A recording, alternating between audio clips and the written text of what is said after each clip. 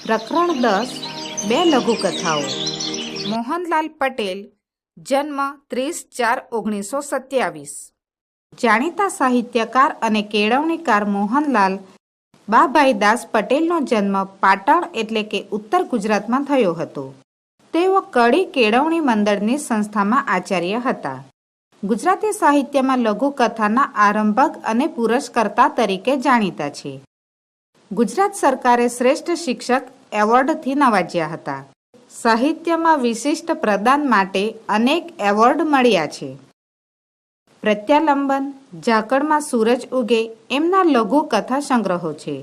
બંધન, dead and, હાસ્યમર્મર, લાંછન તેમની નવલકથાઓ છે. ગુડ મોર્નિંગ અમેરિકા એમનો પ્રવાસ ગ્રંથ છે.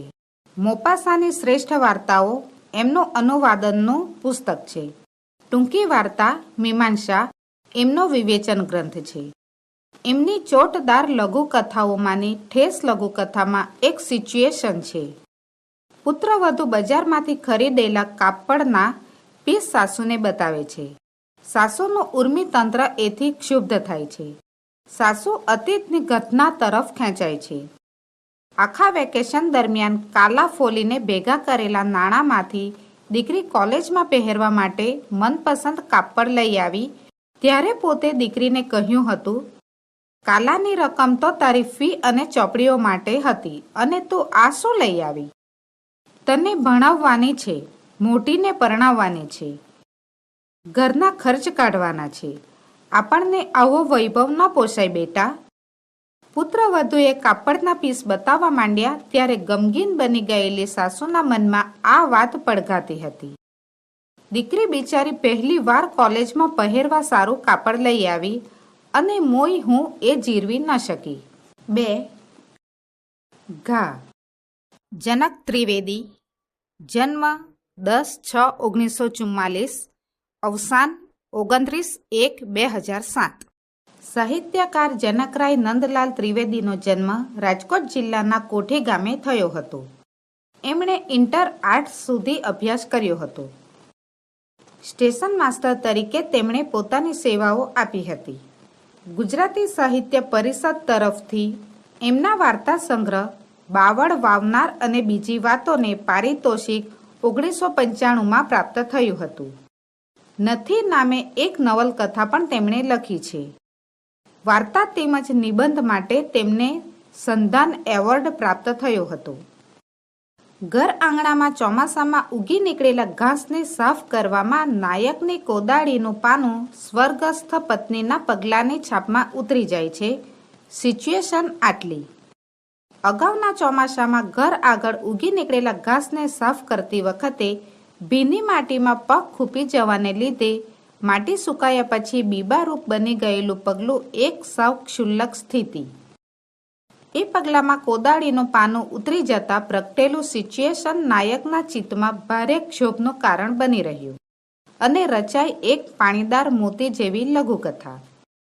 1 ઠેસ. પુત્રવધુ બજારમાંથી કાપડ ખરીદી લાવી અને સાસુને ઉમળકાભેર બતાવી રહી હતી. થોડી વાર સુધી કાપડના જુદા જુદા પીસ બતાવ્યા પછી વહુએ જોયું કે સાસુના ચહેરા પર પ્રસન્નતાની કોઈ મોહર અંકિત થઈ નથી. એટલે એણે કહ્યું, આમાંથી કોઈ પીસ ન ગમ્યો મમ્મી? સાસુએ જાત સંભાળી લીધી અને કહ્યું, કેમ ન ગમે? બધું કાપડ સરસ છે. વહુને સાસુના શબ્દોમાં રણકાર જણાયો નહીં એટલે એણે બધા પીસ સંકેલી લીધા અને એમને કબાટમાં મૂકતા મનોમન બોલી, કોણ જાણે શું છે તે કાપડની વાતમાં જ એમનું મોઢું ચડી જાય છે. દીકરો ઘણું કમાતો હતો. ગરીબીના કપરા દિવસો કમુ બહેન માટે હવે ભૂતકાળ બની ગયા હતા. ઘરમાં સુખ સગવડના સાધનોની ઘણી ખરીદી થતી હતી. એ જોઈને કમુ બહેન રાજી થતા. પણ વહુ જ્યારે મોંઘું કાપડ લઈ આવતી ત્યારે એમનું મોઢું પડી જતું. એવી સમયે એમને એક વખત દીકરીની આંખમાં ડળકી ગયેલા આંસુ યાદ આવી જતા. દીકરીએ ઉનાળાના વેકેશનમાં રાત દિવસ કપાસના કાલા ફોલીને મજૂરીની સારી રકમ એકઠી કરી હતી. જૂનમાં કોલેજ ઉઘડે એ પહેલાં એ આ રકમનું કાપડ ખરીદી લાવી અને હોંશે હોંશે માને બતાવવા લાગી. કાપડ ગમવા ન ગમવાની વાત તો બાજુએ રહી. માએ કહ્યું, કાલાની રકમ તો તારી ફી અને ચોપડીઓ માટે હતી અને તું આ શું લઈ આવી? આવું મોંઘું કાપડ આપણને પોસાય?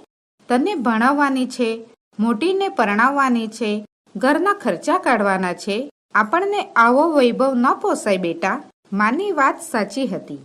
એની મજૂરીની કમાણી પર ઘર નભતું હતું એ દીકરી સમજતી હતી. એટલે તો એનો ઉત્સાહ એકાએક પાણીના તરંગની જેમ વિસર્જિત થઈ ગયો અને એની આંખમાં આંસુ તગી રહ્યા.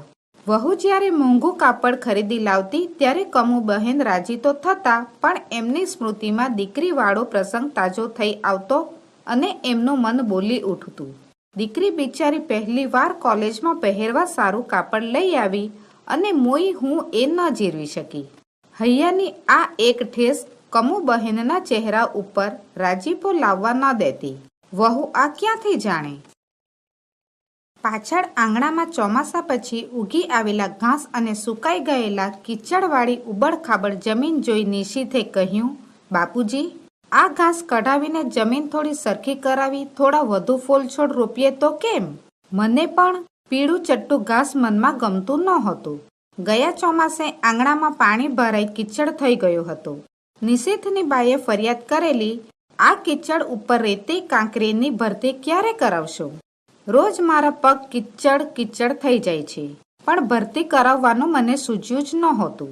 નિશીથની બા હતી ત્યારે ચોમાસા પછી ફળીની સાફસૂફી કરી ક્યારાઓ સરખા કરતી, પણ આજ 6-1 મહિના થયા તોય આંગણું અવાવરું પડ્યું છે.